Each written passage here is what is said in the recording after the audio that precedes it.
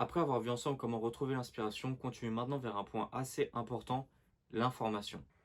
Petit point pour préciser que cette vidéo s'intègre dans le cadre d'un projet qui a commencé le mois dernier avec ma vidéo inspiration, alors je vous invite à la voir si jamais vous ne l'avez pas encore vue avant de voir celle-ci. Merci beaucoup et bon visionnage. En effet, lorsqu'on veut faire partie d'un domaine, on se doit de se renseigner un maximum sur celui-ci. Il y a divers moyens de se renseigner, et le premier, qui paraît le plus évident, mais qui sera votre meilleur allié, c'est Internet. Peu importe le domaine sur lequel vous cherchez à vous renseigner, il y aura toujours de la disponibilité et des infos à prendre. L'important, c'est la curiosité, il faut avoir envie de découvrir et d'apprendre. En cherchant bien, vous aurez toujours un moyen d'acquérir de nouvelles compétences. On va du coup aller dans le prolongement de l'aspiration. Tout ce que vous regardez, écoutez, lisez, observez, vous devez vous renseigner un maximum dessus. Un film sort, soyez attentif à son générique.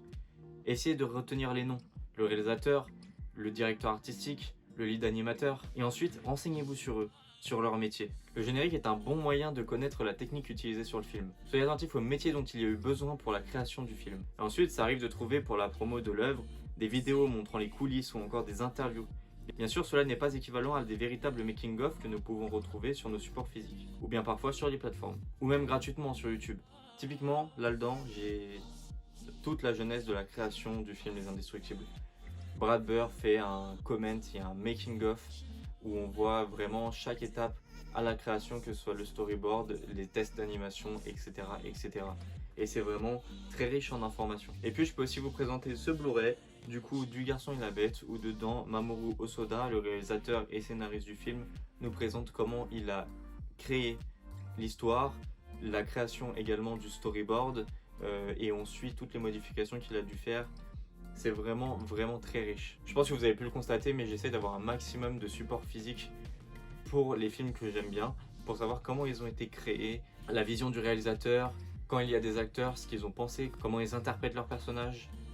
Voilà, tout ça, c'est une très grande source d'information et je ne peux que vous encourager à vous procurer au maximum des supports physiques des films que vous aimez. Une autre incroyable source de connaissances, c'est évidemment, qui est beaucoup plus onéreuse, je vous le concède, c'est tous les livres que vous pourrez vous procurer, que ce soit pour parler de cinéma, d'animation, de jeux vidéo, de musique. On peut retrouver des art-of d'une multitude d'œuvres, ou alors des livres beaucoup plus généraux qui vont traiter d'un sujet, d'un artiste ou d'un studio. Ces ouvrages fourmillent d'informations, que ce soit des recherches de chara-design, de décors, d'élaboration de direction artistique, parsemés de notes des artistes permettant de donner le plus d'indications possible sur le contexte, les impératifs, les problèmes rencontrés. C'est un vivier d'informations et je vous conseille de vous en procurer de films que vous aimez, ce qui vous motivera d'autant plus à en lire chaque partie. Et ensuite, si évidemment vos moyens vous le permettent, essayez de vous divertir et d'aller sur des films que vous appréciez sans plus, mais sur lesquels vous êtes curieux, en essayant de changer les styles, en essayant de changer les studios. Si je dois vous faire un petit tour des livres que j'ai en ma possession actuellement,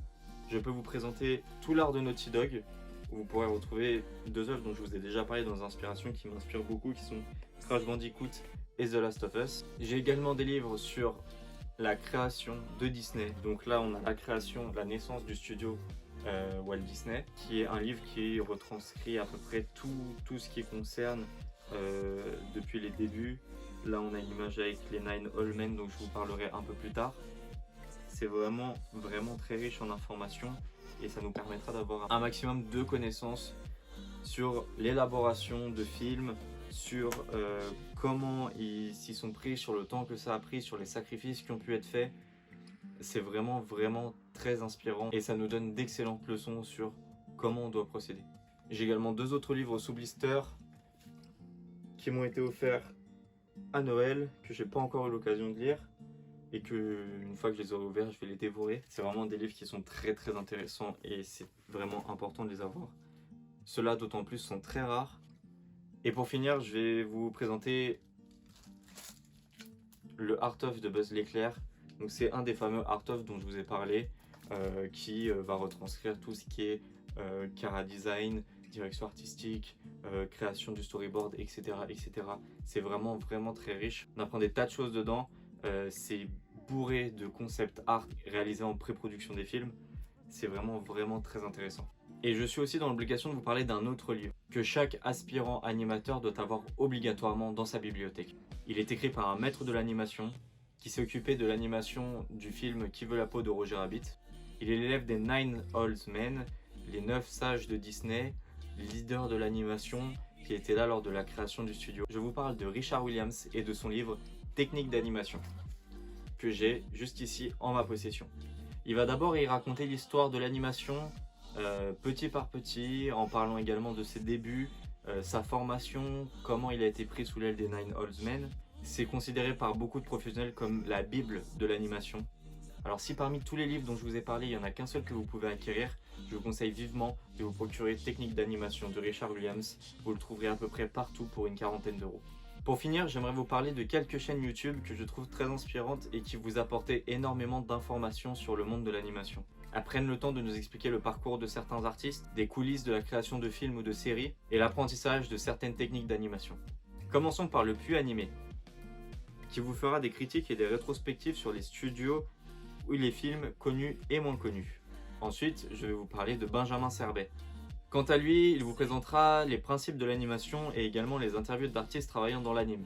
Il travaille également sur une application qui se nomme Calipeg et qui vous permet de faire de l'animation sur tablette. Et ensuite, je vais vous parler de Johan Baumal, très grand artiste d'animation français qui a travaillé chez Pixar et chez Illumination, qui a une chaîne YouTube depuis très longtemps où il a eu à cœur de vous transmettre un maximum d'informations déjà sur ses études, sur les personnes qu'il a rencontrées lors de ses études, qui sont aujourd'hui dans le monde de l'animation. Il nous partage son parcours et aujourd'hui il a créé une école en ligne d'animation que je vous encourage à surveiller si jamais vous êtes intéressé.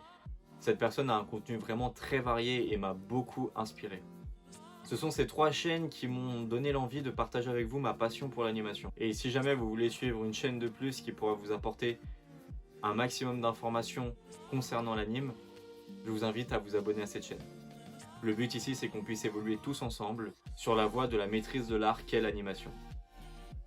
J'ai appris durant mes quelques années de formation que l'autodidactie reste le meilleur moyen d'apprendre.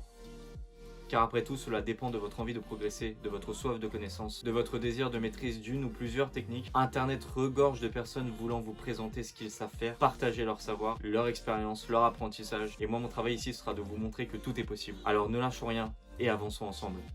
Parce que la vie est un test. On désire toujours faire mieux, vu que la vie n'est qu'un test, et que toutes les situations sont complexes.